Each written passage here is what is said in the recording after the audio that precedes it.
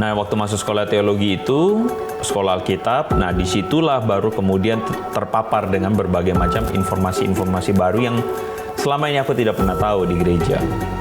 Nah, dari situ kemudian kayak goyang, lalu kemudian ada satu kejadian yang kemudian membuat merasa bahwa, wah, ini beneran ada nggak ya? Terpapar dengan berbagai macam argumen-argumen dari misalnya ateisme dan sebagainya. Tuhan itu misalnya nggak ada atau Tuhan mungkin nggak ada. Sebenarnya dimulai dari kekecewaan. Argumen ateisme itu seringkali dipakai untuk memvalidasi kekecewaannya. Jadi kita mulai dengan sebuah keyakinan bahwa Yesus Tuhan. Tapi murid-murid tidak memulainya dengan keyakinan bahwa Yesus Tuhan. Murid-murid memulainya dengan sebuah proses pertanyaan, bingung juga. Ini Yesus ini siapa? Dia ini Mesias, iya. Tetapi waktu dia klaim diri sebagai Tuhan,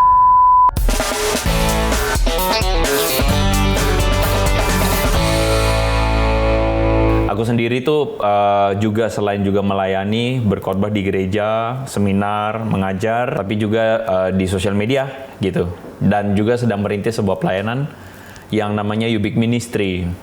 Nah, Ubik Ministry itu adalah sebuah pelayanan di mana kita spreading the gospel through social media. Saat itu pernah menjadi orang yang sangat rohani banget, sampai akhirnya memutuskan untuk nggak percaya Tuhan. Nah, boleh ceritain part itu nggak? Aku pernah bilang rohani banget itu tuh sebelumnya. Jadi buat teman-teman ya, ini konteksnya tuh ada satu podcast. Waktu aku ngomong rohani banget itu, ada masa kalau bagi orang zaman sekarang tuh lihatnya, oh ini rohani banget. Dalam arti, aku tuh sampai aktif di gereja, sampai misalnya sampai jam 2 tengah malam ke gereja. Ya, jadi ada masa di mana lebih sering ke gereja daripada di rumah.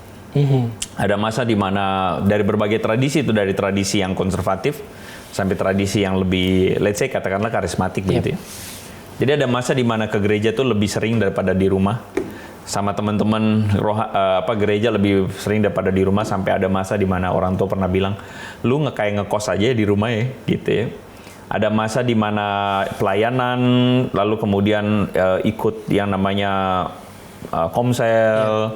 Hampir tiap hari berdoa, kumpul, nanti habis itu nanti malam pas satu hari seminggu itu naik menara doa dan sebagainya. Ada masa-masa kayak gitu. Aku tidak mengatakan itu semua salah ya. Aku pikir itu semua adalah pembelajaran yang baik, yang memang nggak harus semua orang alami. Sebagian orang alami, kalau itu semua membuat kamu lebih mengasihi Tuhan, then it's good. Nah, maksudku ngomong itu tuh bukan berarti itu semua salah lalu kemudian jadi ateis, enggak. Tapi memang proses perjalananku harus lewatin proses yang kayak gitu. Sampai pada masa masuk sekolah teologi. Nah, waktu masuk sekolah teologi itu, sekolah Alkitab, nah disitulah baru kemudian terpapar dengan berbagai macam informasi-informasi baru yang selama ini aku tidak pernah tahu di gereja.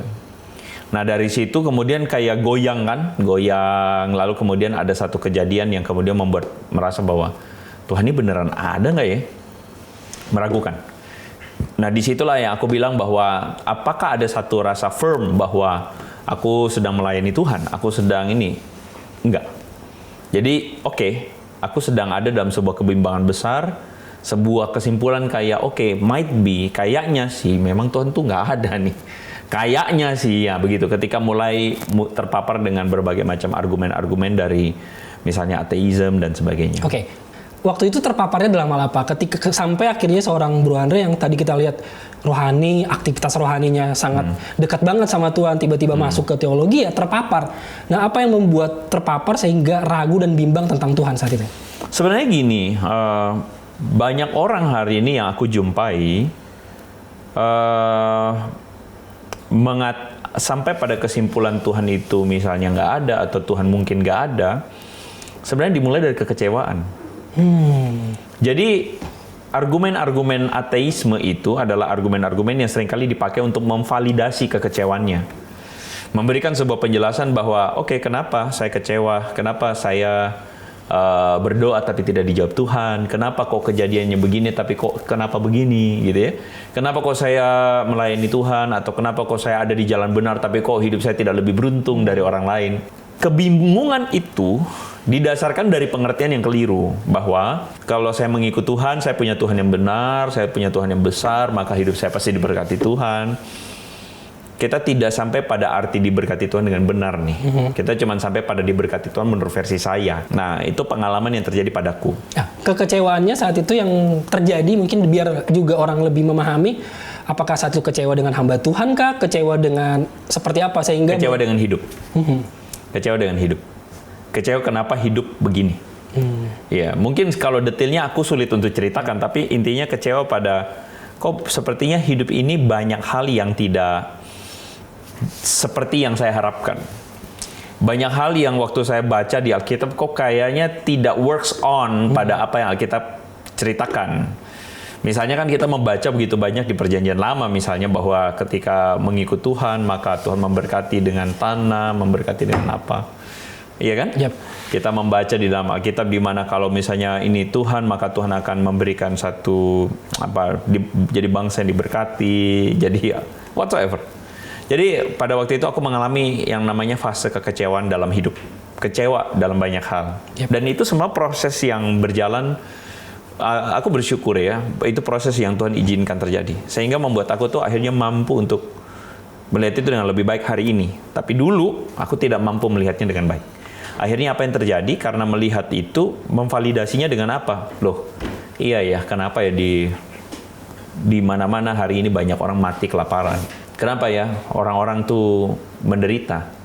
Kenapa ya begini? Kenapa ya begitu? Dan sebagainya. So, jawaban paling mudah adalah Tuhan nggak ada. Itu jawaban paling mudah, bukan? Yep.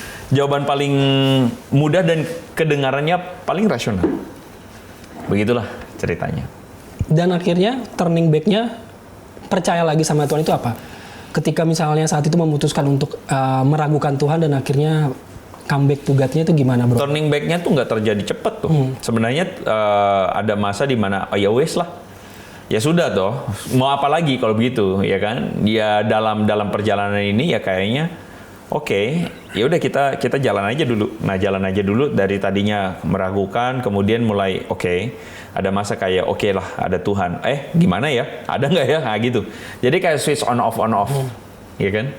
Nah, disitulah baru aku sadari bahwa apologetika, kalau kita kembali pada term itu, adalah satu alat yang sangat baik untuk kemudian membuat kita itu akhirnya menemukan jawaban atau berpikir yang lebih logis ya, dalam dalam kehidupan iman kita.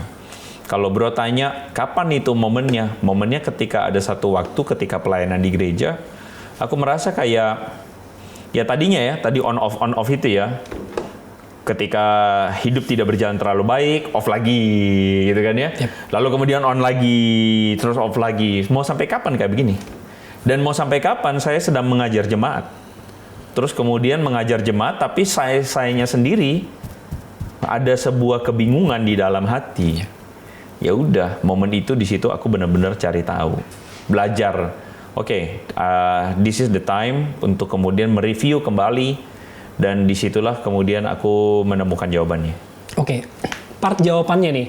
Dan akhirnya percaya bahwa Tuhan itu ada, Yesus itu Tuhan dan Juru Selamat. Dari sisi mungkin bro mencari tadi, di part mana tuh akhirnya menyadari bahwa benar ya, bahwa Tuhan itu jawaban, bahwa Tuhan itu nyata ada kayak gitu. Jadi mungkin buat orang-orang juga yang masih ragu dengan pencarian dia gitu, dari pengalaman bro. Kalau perjalananku adalah aku menemukan jawaban bahwa Tuhan itu beneran ada dan dia adalah Yesus itu adalah Tuhan, itu adalah waktu kebangkitan Yesus.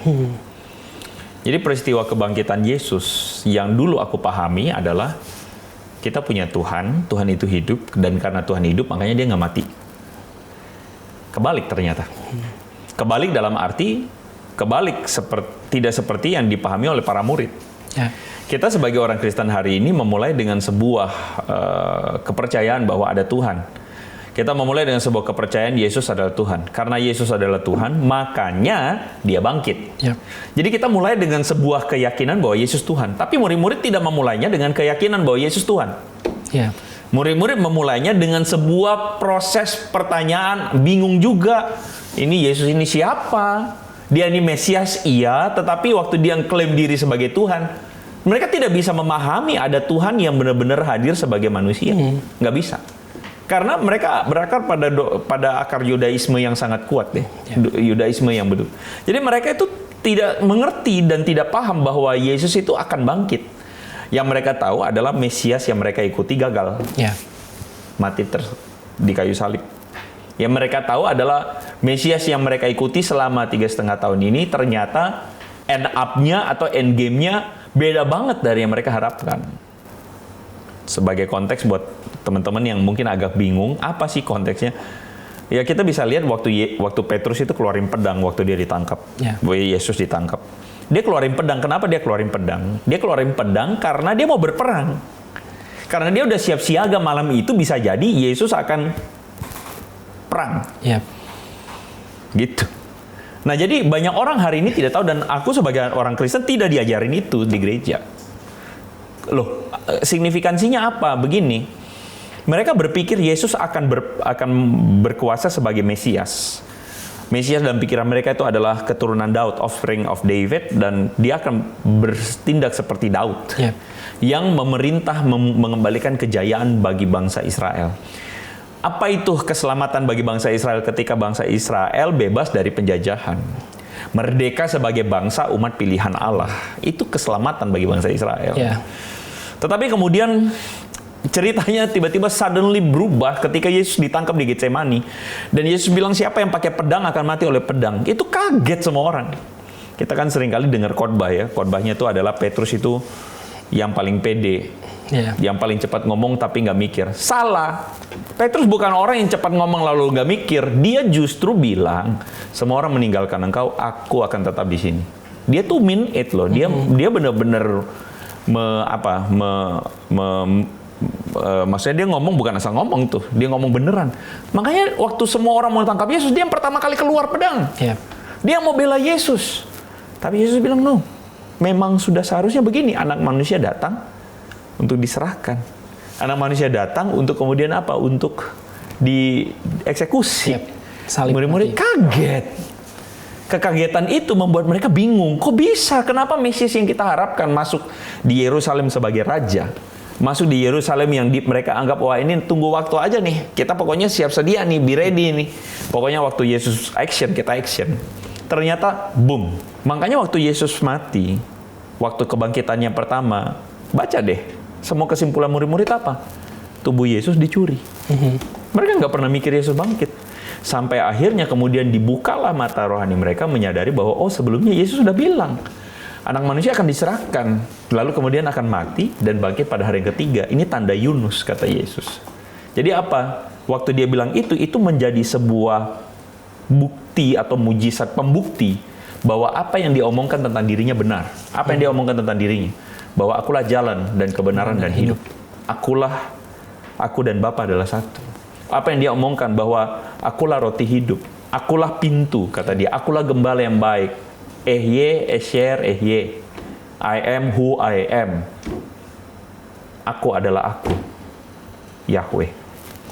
Oke, berarti itulah yang membuat akhirnya, ya maksudnya dari secara pribadi Bro Andre memahami bahwa Yesus benar Tuhan dan Juru Selamat dalam hidup Bro.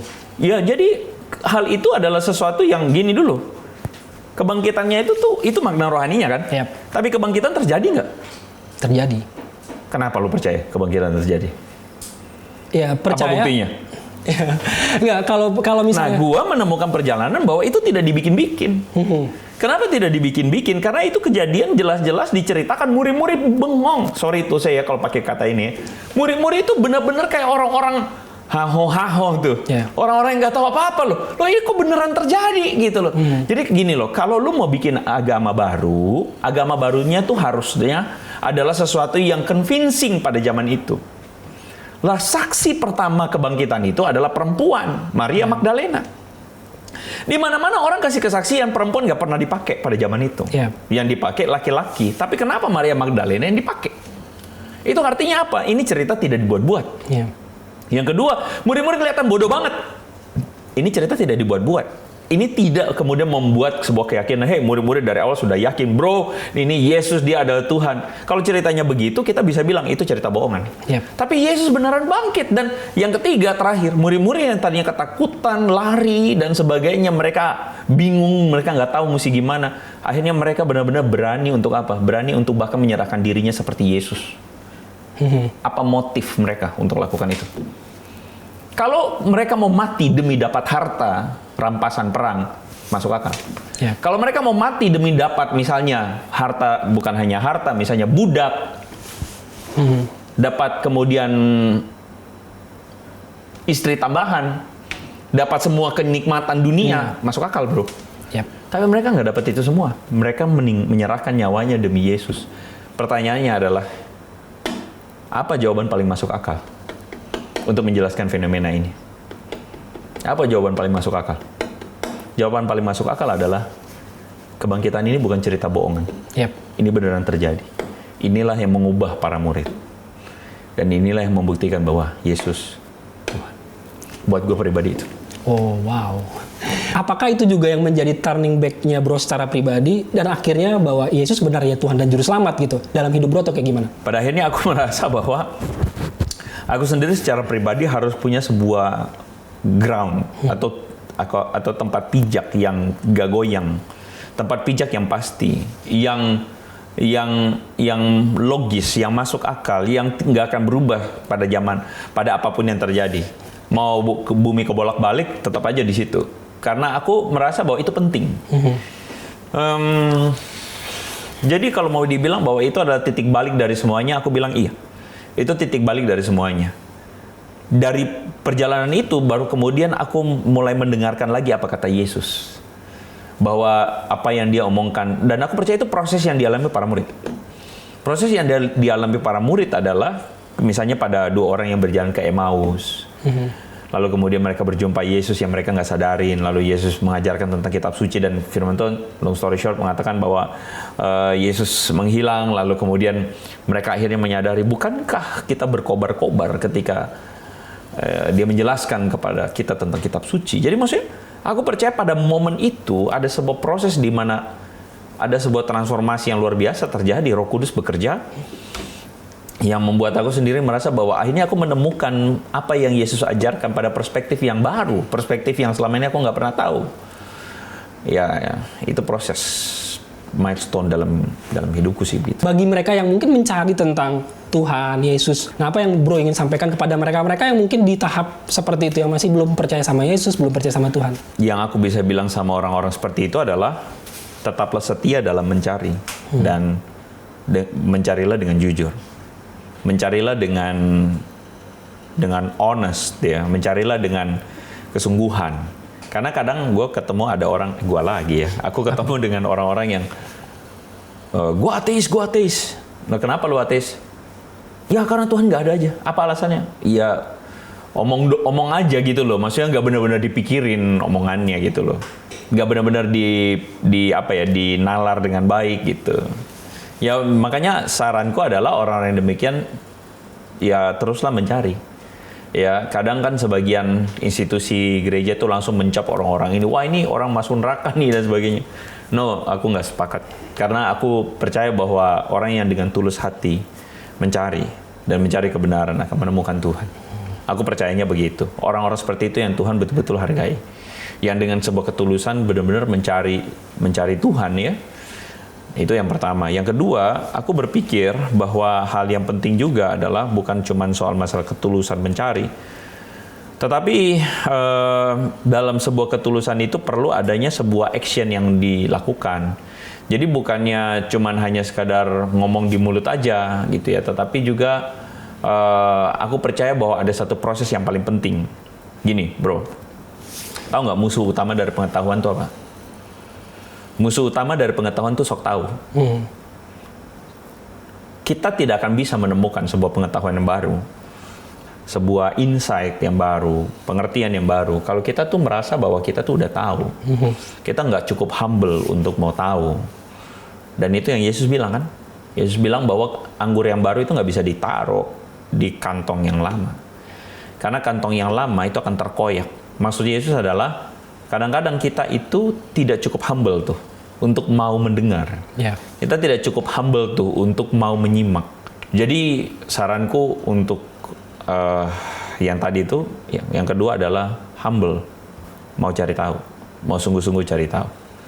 Udah gitu aja, cari tahu dengan baik. Maka ya aku berdoa Tuhan akan menjumpaimu dalam pencarianmu itu. Akhirnya apa bro yang membuat bro akhirnya sekarang tuh lebih ke tetap ke apologetika atau lebih ke bikin yang lain atau gereja 360 atau seperti apa? Iya, jadi proses perjalananku itu pada akhirnya itu kan membuat aku tuh merasa bahwa oke, ini bagian dari proses pembelajaran juga. Bikin konten tapi juga belajar. Belajar dalam arti misalnya ketika ketemu dengan pertanyaan A, pertanyaan B, pertanyaan C, Alkitab kok ada banyak versinya. Terus Alkitab misalnya katakanlah Alkitabnya Protestan itu 66, Katolik itu 73, 77 berapa. Kenapa itu semua? Kok bisa? Ya, prosesku secara pribadi pada akhirnya itu adalah proses pembelajaran juga untuk memperlengkapi aku juga. That's why kenapa konten apologetik ketika itu adalah konten yang baik untuk terus aku bisa kerjakan, tapi aku nggak tahu apakah akan selamanya. Aku kok merasa tidak gitu. Dalam arti jika memang ada orang yang selanjutnya mengerjakannya dengan baik, puji Tuhan, lakukanlah. Karena aku merasa bahwa aku percaya bahwa itu adalah proses pembelajaranku dan aku mau bagikan bagi banyak orang. Nah, kalau misalnya pertanyaannya adalah kenapa kok bisa sampai itu semua? Ya karena aku rasa proses yang Tuhan izinkan terjadi padaku adalah proses yang aku harapkan juga bisa jadi berkat buat banyak orang. Begitu. Jadi blessing juga. Akhirnya banyak orang terinspirasi, banyak orang yang mungkin juga akhirnya menemukan Tuhan. Terpujilah Tuhan dari situ. Saya akan menyaksikan sebuah video pelayanan kemanusiaan Sibin Indonesia, yaitu Ober Berkat Indonesia. Inilah kesaksian dari Ibu Dorcas Sonbai. Ibu Dorcas Sonbai, seorang orang tua tunggal yang tinggal di desa Baumata Kupang, Nusa Tenggara Timur.